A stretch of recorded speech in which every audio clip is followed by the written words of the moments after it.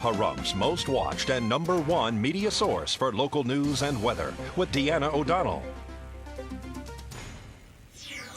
Welcome to News 46's Week in Review, your #1 source for local news. I'm Deanna O'Donnell. And I'm Jason Koblenz. One person was transported after a two-vehicle accident Friday night on Highway 160 in Irene. A two-vehicle accident on Friday night on Highway 160 and Irene Streets prompted Pahrump Valley Fire and Rescue, Nye County Sheriff's deputies, and Nevada Highway Patrol to the scene.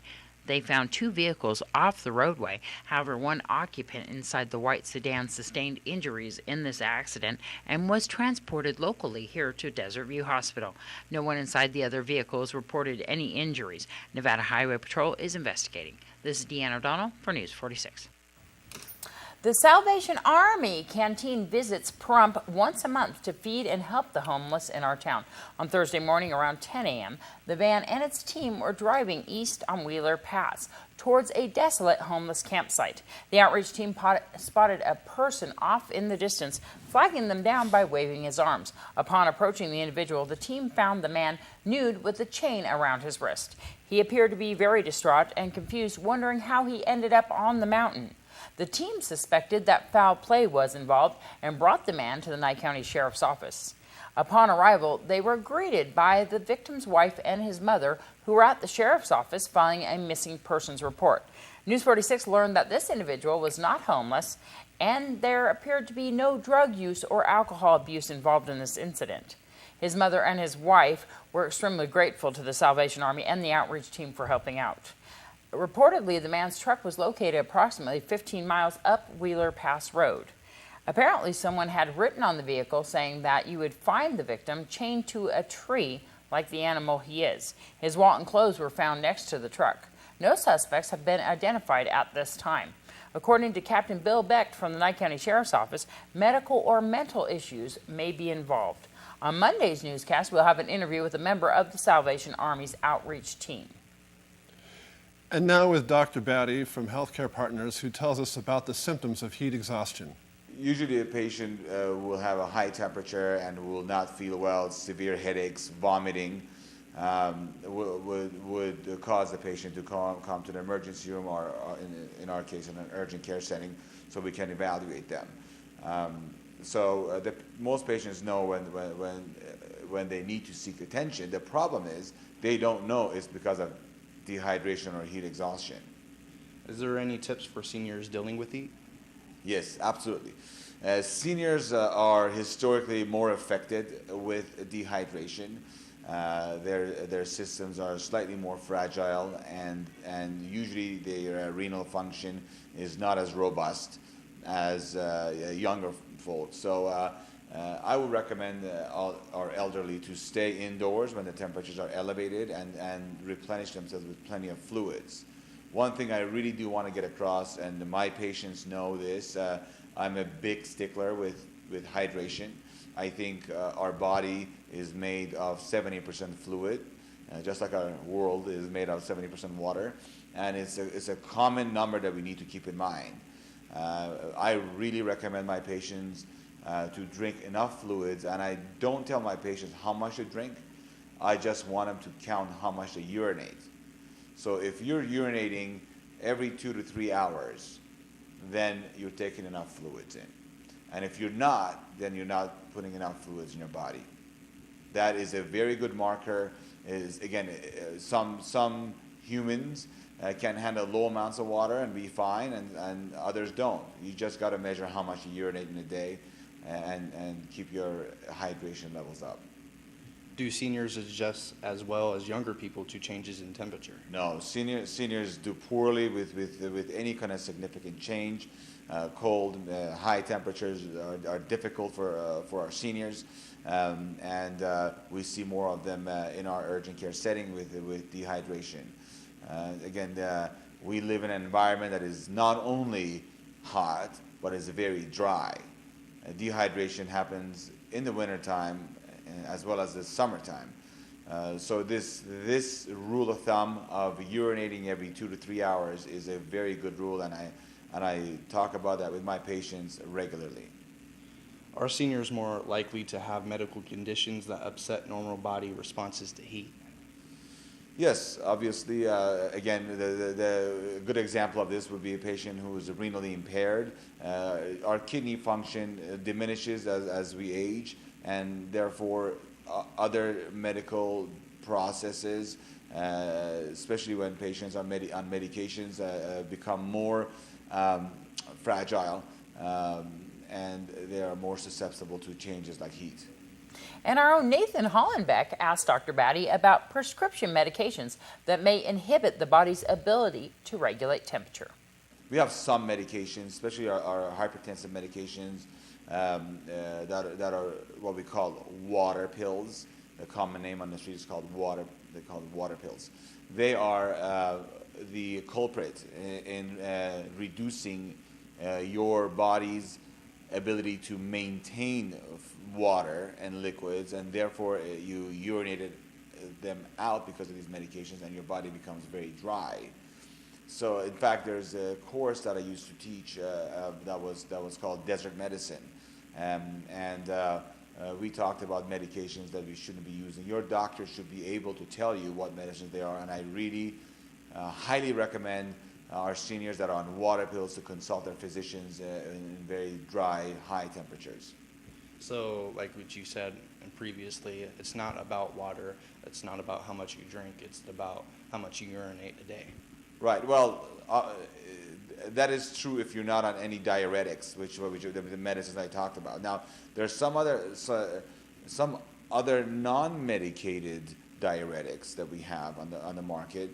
Some of the ephedrins, pseudoephedrins, can dry you out, as well as coffee and tea can also dry you out. So you should stay away from those during hot days, and just basic water or waters that have electrolytes in them would be the best thing to take in. But if you're on no medications, the rule of thumb is if you're urinating every 2 to 3 hours, you take enough fluids in your body. And to view all 3 segments with Dr. Batty, you can go to KPVM's YouTube or Facebook pages. Jeffrey Rathjin of Lakeside Casino spoke with us about the big party they had last Saturday. If you missed it, don't worry. They plan to have this event every other week during the summer. You know, we're out here enjoying the great day out here. It's our first beach party of the summer. We're going to be doing this twice a month through August. Today's our rollout. You guys can see we dropped about 440 tons of new sand at the beach. Got the lake cleaned up. Behind us, we've got some pedal boat races going on for the kids. Barbecue, music, enjoyment. Just come on down and have some fun. Is this for locals or just the campers, or what's going on with that? Look, this is for Pahrump. Yeah. We're going to let the RV park open up. We're going to allow the locals to come down, have a great time. We'll have barbecue. We've got the bar. We're going to have live music every 2 weeks. Come down and enjoy. It's beautiful. Wow. Tonight we're doing the Wonder Boogie Band, a little 70s, you know, hence the glasses, and enjoy the beach party. We've got Chef Bill out here doing the food. We've got all our team out here serving cocktails. We've got our great slot club out here signing people up. It's just a great event. You know, we're bringing Lakeside back. There you go. Is there a fee to get in here? No fee. Open, come on down, enjoy yourself. Well, we've got boat races coming out on the 8th and 9th and 10th of June. The 42-inch remote control power boats, they're coming out here. Look like we're going to have about 150 racers, about 75 participants. It's going to happen on Saturday and Sunday. Come down and enjoy the weekend. We'll have a barbecue out here. Everybody's going to have a great time. Come see the boats and enjoy. We've also got an auction coming up on June 3rd for some of the memorabilia around the park.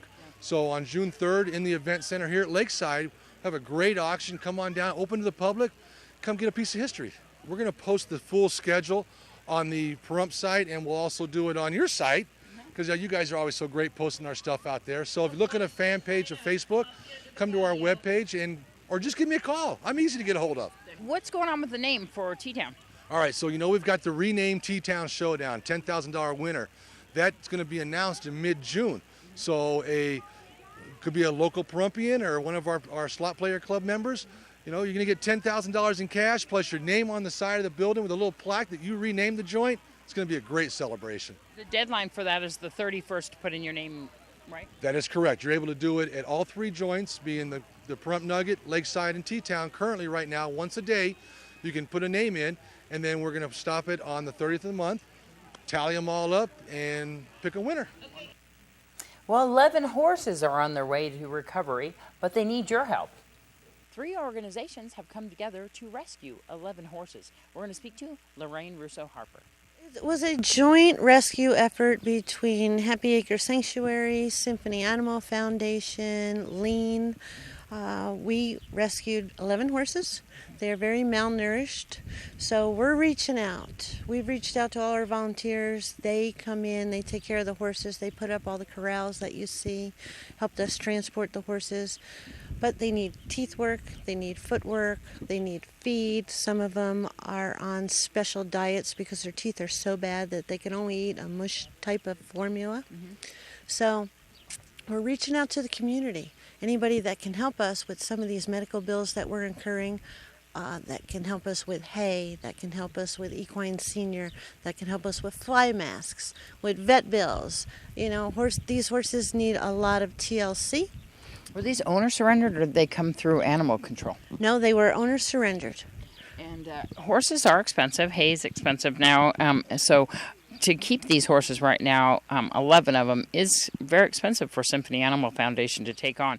So people can donate directly to you to help out these horses, or they can just bring you the items that you may need. They can. They can donate to Symphony Animal Foundation. They can reach me at 702-528-4997. They can donate to Steve through Happy Acre Sanctuary. You know, you can always find me at Best Western and Wolfie's. And we need all kinds of supplies. We had the vet out here twice. They're certainly not done. These horses need a lot of medical attention. Some of them are 400 to 800 pounds underweight. Which takes quite a while to do for a horse, so they've been starving for a while. They've been starving for a while. They are getting better. We've had them about 10 days now, and one horse in particular couldn't stand up by herself. She had to lean against the corral fencing to hold herself up. She is able to stand on all fours by herself, unsupported. So they are getting better, but it takes a lot of feed to get them better. Symphony purchased 2,500 pounds of hay for them. They went through 825 pounds in 3 days. Wow. Yeah. And are we looking at adopting these horses out? Are some of them adoptable now? Some of them are adoptable. Some are going to take some more rehabilitation. 2 of them in particular are going to another horse rescue who's going to help us take over the costs and rehabilitate them, and then at that point they will adopt them out. But there are 1 or 2 that are ready for adoption now, so if anybody is interested in adopting a horse, they can get a hold of me at 702-528-4997. And we have actually Lean is handling all the adoptions, so they have the adoption forms, they do the home visits, they do the follow-up. So I can't stress enough that this is a joint effort between 3 rescues, Symphony being one of them. Once again, give Laraine a call if you are interested in adopting or donating for these horses. This is Deanne O'Donnell for News 46. And folks, don't go anywhere. We'll be right back with more of News 46's Week in Review right after this.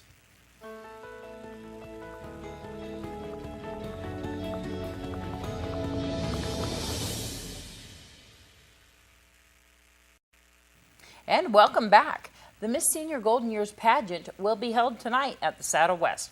We introduce you to Earlene Caldon, who is a contestant for the crown. Good evening. My name is Earlene Caldon. I'm honored to be a contestant in this year's pageant. For my platform this year, I'm going to participate in comfort hospice care. There are many people in our community that require hospice care. I recently met a lady who cares for her husband 24/7. I want to step in and fulfill the role of alleviating some of her time by providing respite care. And I hope some of you will challenge me and join me in that endeavor. If I am queen, I plan to become the best ambassador Pahrump has ever seen. Thank you and good evening. And Marci Shank is also vying for the title of Miss Senior Golden Years. My name is Marcella Shank. I've been in Pahrump for 26 years, and I'm a native, I guess, now. I enjoy Pahrump. I enjoy the weather. I have a Red Hat group here, and I enjoy them. I'm enjoying the pageant. This is my 2nd time around, so I'm trying to see if I can win this time. My platform is we're going to help with the board, Miss Senior Golden Years board, and myself. We're going to do some fundraisers and earn money for the teachers here in town at the elementary schools and give them monies to help with their supplies for their children that they teach. The pageant has done a lot for me. It's given me a lot of confidence, and I hope to give more. And I hope if I win, I can continue to gain more support and more help in my confidence. Thank you. And contestants for the Miss Senior Golden Years pageant have been practicing all week long at the Saddle West for the event that will be held tonight, Saturday. We'd like you to meet Lee Hall, who will also be competing for the crown. Good evening. My name is Lee Hall. This year we're going to have our Senior Golden Years pageant in the Saddle West on June 2nd. I'm honored to be one of the contestants. For my platform, I will be visiting the seniors in the rest homes. I'm going to talk to them, write for them, and just have activities for them. Also, I want them to feel proud of themselves for all that they have accomplished in their lives. And I want to see a gleam in their eyes. Thank you. And yes, folks, her name really is Sandy Valley, and she is a contestant in the Miss Senior Golden Years pageant. Hello, my name is Sandy Valley, and I'm new to Pahrump, and in being new to Pahrump, I find that it's a sweet town, and the people in it are very, very friendly. I'm honored to be part of Pahrump's Miss Senior Golden Years for 2012. And my platform is to bring the Make-A-Wish Foundation to Pahrump's seniors. And this foundation for adults is called the Dream Foundation.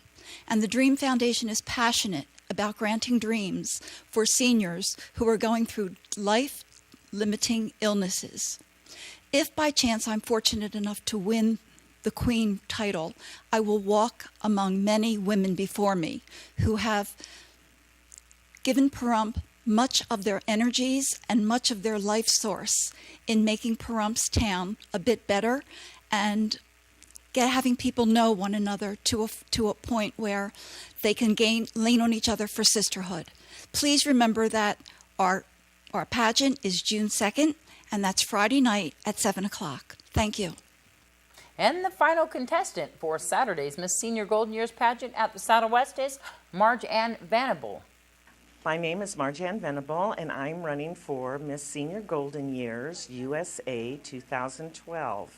I moved to Pahrump in 1978. At that time, it was a very small town, and I absolutely loved it. I have a beauty shop, High Desert Hair Designs, and I have been doing hair since 1970. I'm a widow. I have 3 children. And the reason why I am running for Miss Senior Golden Years is because it was a dare. But I have met 6 wonderful ladies, and we have all become friends, and I have learned to be a little bit more open, although as a hairdresser I'm not. But it's been a great experience, and whoever wins, we will all be very pleased. Thank you very much. And good luck to all the lovely ladies who are competing in the pageant.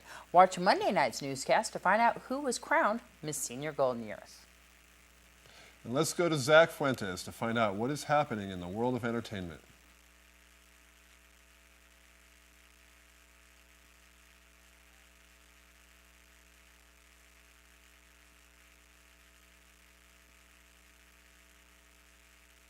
Okay, am I looking down? Am I looking down? Okay. Pop singer Justin Bieber may have gotten himself into a bit of trouble Sunday after getting into an alleged altercation with paparazzi. According to reports, the singer was in Calabasas, California, his town of residence, on Sunday at a mall when the paparazzi was attempting to take Bieber's picture and an alleged physical altercation erupted between the two. 911 was called, but by the time police arrived, Justin and his girlfriend Selena Gomez, who witnessed the event, left the scene. The photographer complained of pain to his chest and was subsequently transported to a local hospital where he was examined and released a little while later. The photographer filed a police report stating that he was physically battered by the singer. Witnesses claim that the photographer was blocking Bieber's car as he was trying to leave, forcing Justin to get out of the car to ask the man to move, but when he wouldn't, the alleged altercation ensued. Both Justin Bieber and Selena Gomez are wanted by LA police for questioning regarding the incident. Now, one of today's hot topics is the cost of college tuition. Many students are in heavy debt before they even graduate due to student loans and the high interest rates associated with them. But there are those that are fortunate enough to receive scholarships and those who can actually pay up front. The son of hip-hop entertainer Sean Diddy Combs falls into both categories, and many don't think it's fair. Justin Combs was awarded a $54,000 scholarship to play football at UCLA this year, but state taxpayers want him to return it to students who may need it more. Their beliefs are based on the fact that Justin Combs' father, Sean Combs, earned $45 million this year alone. Those who defend Combs, however, point out the fact that the scholarship is one that must be earned. Justin Combs maintained a 3.75 GPA in high school and must train 40 hours a week in addition to attending classes full-time. As of yet, Combs has not made any comments whatsoever regarding the controversy. I'm Zach Fuentes, and that was your entertainment this week. And much more local news when News 46 Week in Review returns. Don't go anywhere.